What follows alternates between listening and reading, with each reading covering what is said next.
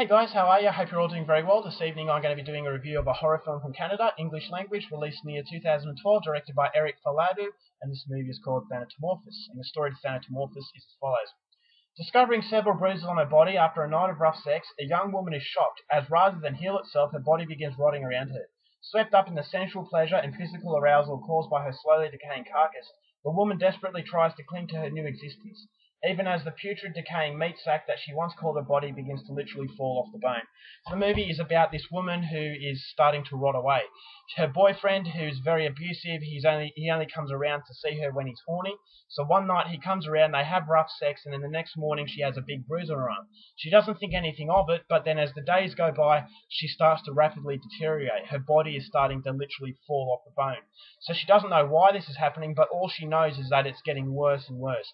And whether or not she can make it out of this ordeal in one piece, that's something you're going to have to find out for yourself, because that's as far as I'm going with my synopsis. Now my thoughts on Thanatomorphose. Ultimately what you get in the end is a really bad film. This is complete rubbish that I am not recommending to anybody. Now, to start off with, it does have likeable qualities. I mean, the special effects are second to none. If you're an extreme gorehound, Thanatomorphose will be your wet dream. Basically, the gore is really, really good. And for a low-budget horror film, I was really surprised at how good it looked. It was so good that it actually made me feel sick. I didn't vomit, but it actually was starting to make me feel that way because of how disgusting it is. It doesn't make any apologies, and the director really does push the boundaries. I mean, some of what happens is just ghastly. There is some really, really cringeworthy moments, and there's also a few graphic scenes of violence as well that will appeal to everybody who is a fan of the ultra extreme stuff. So I like that aspect of it. I thought it was just really ballsy, and it does pack a huge punch. So this applies only to the most extreme horror fan. So if you like your gore, I would say check it out based on the fact that the special effects are very, very well done. Now, it's a very disturbing film. Apart from the gore, it's very explicit in its nudity. So if you don't like full frontal male and female nudity very up close, then I would say definitely stay away from this. As I said, this applies to the more extreme sort of underground horror fan. So, yeah, I mean, it doesn't make any apologies, which is something I can appreciate, and that's what I expected. And what you see is what you get. So I can applaud the director for that, is that he dared to be different, he dared to push the boundaries, and he does so very well. I thought the atmosphere was reasonably well done. There's not a lot of dialogue, which I thought helped the film a little bit. Now, ultimately, the problem with the film is what I'm going to say a little bit later concerning the lack of dialogue, but it had an artistic value. I thought it was very relaxing and very strange because although it was a horrifying film, it was very relaxing in parts. The lack of dialogue really does calm you down. So I thought that was very artistic, and as an art house horror film, I think it does warrant some sort of credit there because it is very different to what you would expect. And I thought it helps cover the lack of talent that the actors had. With a lack of dialogue, you don't need these inexperienced actors to do too much. It's all about body language. It's all about panning shots of them sitting still thinking. And a lot of people might not like that, but I thought it was a smart way to cover the lack of budget and the lack of acting that the director had. So I like that as well. I thought the soundtrack was very good. It helped contribute to a very morbid feeling that the film had. And as I said, the gore was really, really well done. And you want to know why she is rapidly deteriorating. Is it something to do with the sex she had the previous night? Is it an STD? And it kind of makes you think to yourself that this is a body horror film, and it makes you think that the body is a very special thing, and that we might not have as much control over our bodies as we initially think we do.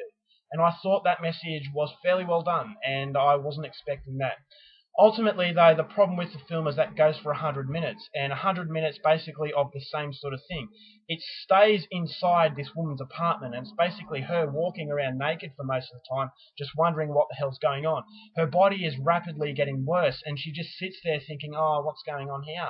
She just seems like a complete half-wit. Why wouldn't you go to the hospital, you knucklehead? You're rapidly falling to pieces, your fingers are falling off, and you think to yourself, whoa, what's going on? Go to the hospital, get someone to look at it. And it just felt to me is that was a plot convenience. That was convenient just to say that the director wanted to make the audience see this woman fall to pieces, and that if she went to the hospital, she was going to be, it wasn't going to happen. So it kind of gets rid of the realism a little bit, and it just makes you it kind of feels like it gives them an excuse. to do what it does, because in realistic terms she would have gone to the hospital unless she is a complete half-wit as she is portrayed in this film. So it's in this apartment. You've got these horrible people that are around her. It feels like no one has any decency in them whatsoever. And when when her boyfriend comes along, he only wants sex with her. The sex is fairly explicit. And that's basically it. And then there's more scenes of her just looking at her body, thinking, what's going on? And then, and then her boyfriend will come back in, and then it's her going, oh, what's going on? And then her boyfriend comes back, and that's basically it. And you feel to yourself, this is getting really tedious. What is the point of this film? This message of, is the director trying to tell you that the body isn't as controllable as you would think? What is his motive for making this movie? Is it just to make the audience sick? Is there a hidden message underneath it? If there is a hidden message, it's complicated. It's not. It feels that you have to really strain yourself to get that message. And I don't even know if there was a message. Now, this could be just a cheap movie made for shock value and shock value only, which is a grave concern, because it feels like the director doesn't realise the talent that he had. If he had a good story in the film, I thought this could have been an absolute classic. But in the end, what you get is just a demonstration on how to make good effects. And I thought the acting from the main character was okay, but the acting from the supporting cast was woeful. Especially the idiot boyfriend. I mean, some of the stuff he said, the way he said it was just horrible. I mean, it was laughably bad. I think he's a French-Canadian, this guy, because he has a strong accent. And it would have been better if he was speaking in French, to be honest, because obviously English, although he knows the language, it's not coming out right. And it just felt like he was definitely reading from a script. So although the movie kind of hides the fact that it lacks the talent in the acting, when the dialogue happens, which is not much, it really is noticeable of how bad the acting is. So I really didn't like that aspect of it, and I like the gore effects. I like the fact that it was extreme, but ultimately the film does lack in a lot of areas, and what you get in the end is a pointless exercise in extreme cinema, because the story goes absolutely nowhere. Knucklehead decisions and just really unlikable characters. I mean, the main character, when these bad things start to happen for her, it cues the sad music, but you don't care because you know absolutely nothing about it. I don't even know if the movie said what her name was. And it's just a cardboard cutout, just some moron rotting away. And that is it. Absolutely, that's it. And I just feel to myself that, why did I pay $30 for this trash? I mean, yes, there are likable qualities in it, but ultimately, in the end, what you get is a movie that you feel cheated. I mean, this is just everything that is wrong with extreme cinema. They just concentrate on making it as bad as rebellious as possible. Look at me, aren't I sick? Look at me, I'm doing this to the mainstream. I'm awesome. But they don't look at the other parts that make a good film. And that's what Thanatomorphose is. It's just a shock movie made for the sake of shocking the audience. And if you're looking for something that is worthwhile, I am saying do not check this film out, because I was hoping to like it, but ultimately what I got was something that I thought was complete rubbish. So overall, for Thanatomorphose, I'm going to give it 1 star. 1 star because the effects were well done and some other elements of the film were reasonably good. But ultimately, for 100 minutes, it was pure crap, and I think it would have been a lot better if it was made into a 30-minute short film.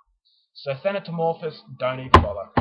Alright guys, that's my review. Hope you enjoyed it. Till next time, keep watching movies, and I'll see you.